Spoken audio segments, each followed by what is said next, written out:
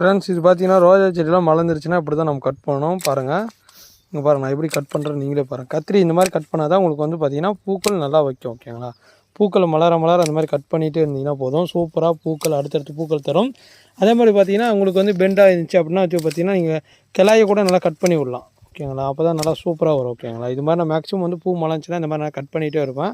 அப்போ தான் பார்த்தீங்கன்னா புது முறை துளிர்கள்லாம் வளர ஆரம்பிக்குங்க. பாருங்களேன், ஏன்னா இப்போ எக்ஸாம்பிளுக்கு பார்த்தீங்கன்னா இப்போ துளிர் பாருங்கள், இந்த செடியெல்லாம் கட் பண்ணி விட்ருக்கேன் எவ்வளோ அழகாக வருதுன்னு.